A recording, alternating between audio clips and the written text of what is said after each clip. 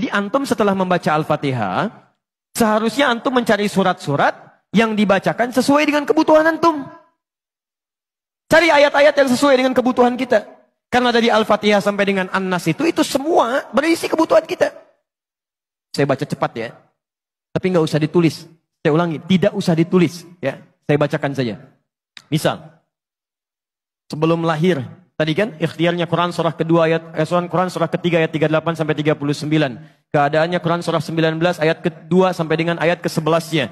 Begitu dia mulai mengandung, bagaimana kandungannya supaya baik, Quran surah ke-7 ayat ke-189. Begitu dilahirkan, bagaimana supaya ASInya mengalir lancar, anaknya tumbuh menjadi anak yang saleh, Quran surah kedua ayat 233. Begitu usia 2 tahun ke atas, dia mulai belajar bagaimana supaya dekat dengan Allah, baik dengan orang tuanya, baik dengan tetangganya, Quran surah ke-31 ayat 13 sampai dengan ayat 19-nya. Kemudian dia mulai belajar supaya cepat menangkap pelajarannya, Quran surah 9 ayat 122. Supaya meningkat prestasinya, Quran surah 58 ayat yang ke-11. Kemudian dia mulai meningkat lagi pendidikannya, mulai mendapatkan teman-teman bergaul. Bagaimana supaya tidak bisa merubah keadaannya, supaya lebih dekat dengan Allah, tidak terjebak dalam pergaulan bebas. Quran surah ke-49 ayat ke-13-nya. Ada yang serius datang mau melamar, bagaimana menyikapinya? Quran surah ke-4 ayat yang ke-4. Terjadi pernikahan, Quran surah 30 ayat ke-21.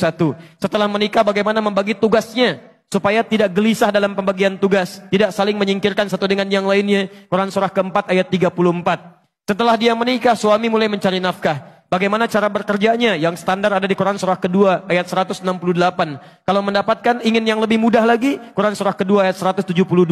Kalau belum berangkat, rizkinya sudah menunggu dia, Quran surah 7 ayat ke-96-nya. Kemudian dalam bekerja ini tidak mudah. Istri harus merawat anaknya, merawat rumah tangga. Kadang-kadang anaknya sulit diatur, mengatakan pada perintah ibunya, mengatasinya Quran surah ke-17 ayat ke-23.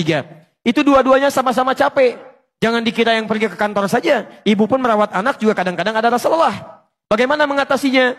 Kalau lelah-lelah sedikit, itu ada di Quran surah ke-26 ayat ke-80. Kalau sudah mulai menjadi penyakit, bahkan kata dokter nggak ada obatnya, bagi Allah nggak ada yang mustahil. Quran surah ke-21 ayat 83 sampai dengan 84. Kadang-kadang Anda yang bekerja, ada orang yang tidak suka dengan Anda.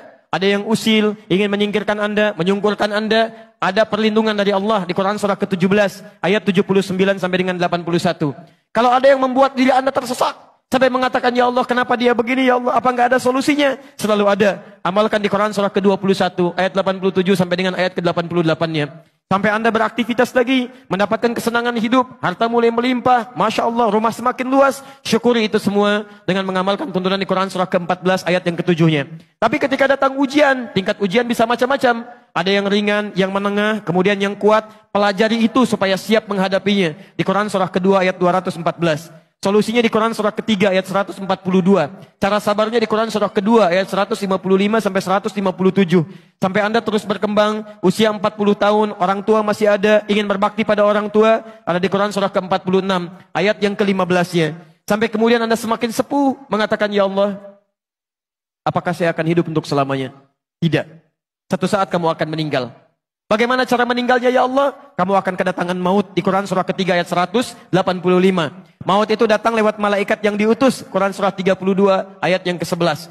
Bagaimana cara diambilnya ya Allah?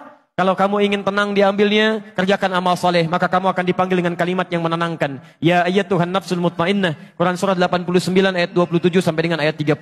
Tapi kalau kamu banyak amal salah, tidak ada amal soleh, maka panggilannya akan sedikit menegangkan. Quran surah ke-8 ayat ke-50 sambil dipukulin malaikat. Ya Allah, saya telah mengalami malam pertama di alam dunia. Bagaimana malam pertama di alam kubur? Apakah menyenangkan atau ada persoalan? Kalau ingin senang, Quran surah ke-3 ayat 169 sampai 172. Kalau kamu ingin sedikit menegangkan sambil ditampakkan neraka jahanam dari mulai pagi sampai dengan sore, boleh. Ada di Quran surah ke-40 ayat 46 sampai dengan 47-nya. Ya Allah, bagaimana suasana hisab? Apakah menyenangkan atau tidak? Kalau kamu ingin masuk surga tanpa hisab, langsung masuk, mendapatkan berita gembira surga, ada amalannya di Quran surah kedua ayat 25. Tapi kalau kamu misalnya banyak amal salahnya, mengabaikan perintah Allah, bahkan kamu bisa masuk neraka tanpa hisab. Ada di Quran surah ke-18 ayat 100 sampai dengan 101-nya. Ya Allah, bagaimana suasana surga nanti ya Allah? Ayo kerjakan amal saleh. Ada surga bersama Rasulullah tingkat yang paling tinggi. Amalan di Quran surah ketiga ayat 31, Quran surah 59 ayat yang ke-7, Quran surah 33 ayat 21. Ada surga yang di taman surga yang memberikan langsung Allah, bisa melihat Allah tanpa hijab. Quran surah 75 ayat 22 sampai dengan ayat 23. Ada amalannya di Quran surah ke-51 ayat 15 sampai dengan ayat 23. Ada ada surga seluas langit dan bumi. Kemanapun kamu beraktivitas tidak akan pernah menemukan ujungnya. Quran surah ketiga ayat 133 sampai dengan 134. Ada semua. Ada semua. Jadi Anda punya masalah apapun, ayatnya ada di Quran. Jadi begitu mengatakan waladdallin, cari ayat yang sesuai dengan kebutuhan Anda. Mintakan, boleh dilafadzkan. Masalahnya Ustadz, saya nggak hafal ayatnya. Jadi yang dibaca dari subuh sampai isya, An-Nas lagi, minal jinnati, dan dikabulkan oleh Allah. Mimpinya ketemu jin terus gitu kan. Itu yang boleh dilafadzkan.